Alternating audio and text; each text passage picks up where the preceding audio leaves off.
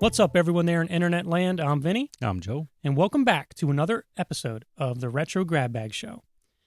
Today, we are going to talk about the famed and flawed Virtual Boy from Nintendo.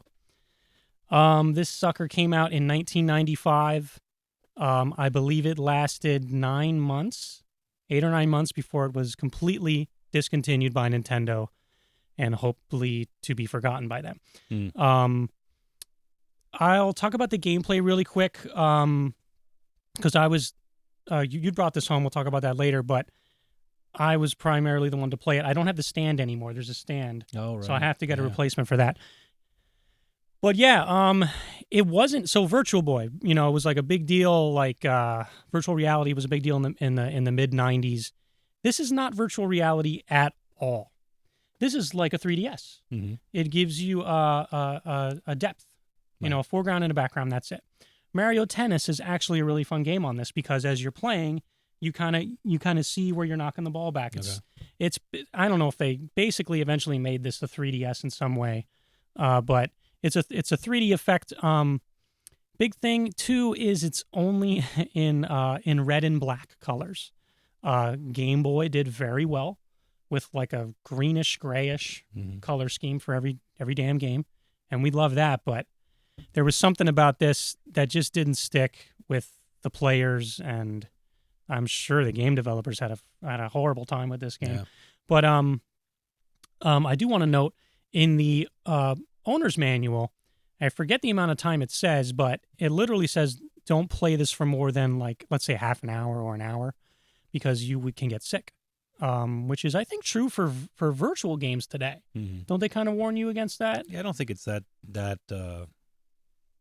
short, but you know, Yeah. I know the big thing with this, and I didn't play much of it, but just by hearing things about it over the years, it's always been, oh, that machine was terrible, it gave me a headache all the time. And I think that's why, because your head is inside of a goggle or a headset like that, like a PlayStation VR or something like that. Yes. But like you said, it's all just red and red lines basically coming at you, and you do get that depth of field that just is strange after a little bit. So I think what happened was some of the games did it well, like the tennis. Yes. And others mainly didn't do it so hot. So there's a very good they didn't have a Mario game, I believe, but they did have a Wario game. It was Wario Land. Yes. And can I tell you something? That game is really good. Mm-hmm. A lot of the other games are really bad. And like you said, like they're kind of like headache inducing, and things were red. I think so that was the big thing. It was doomed. I think if they're gonna cancel something that quick, they probably had an idea.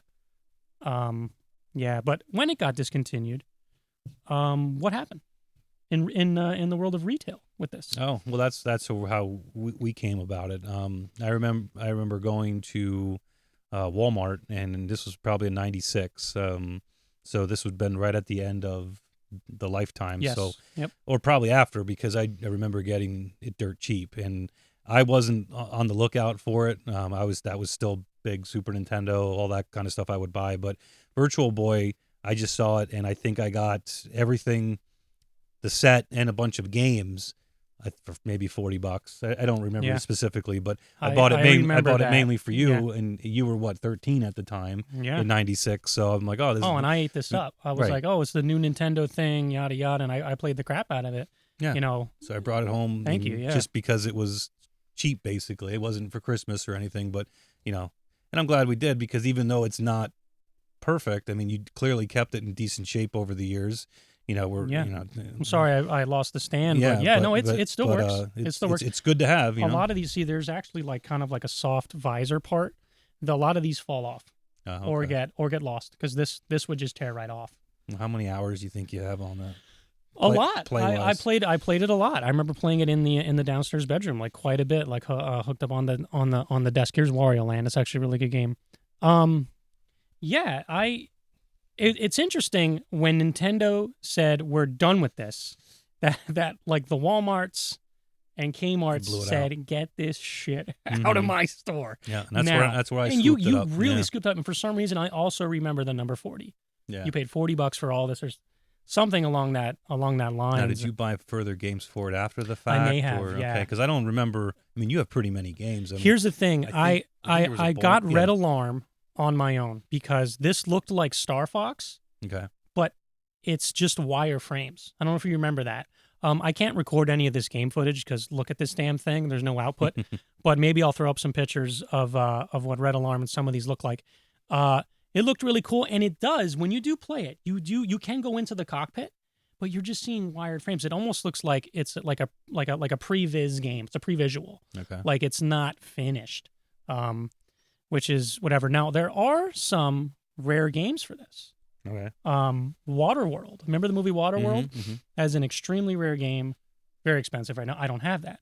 I do have the complete in-box Nestor's Funky Bowling, which is kind of pricey Mhm. if you have it complete in box.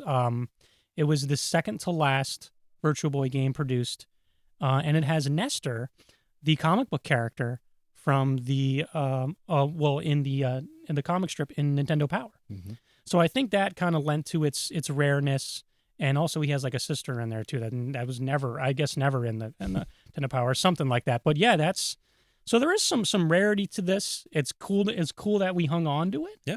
Especially with what we're doing now.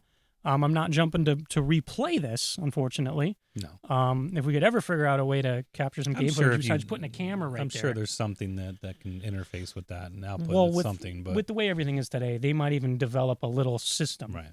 of like a clone that'll play these games. Maybe. These games are fine. You know, Yeah. it's cartridge based. I'm sure they could do something, but yeah.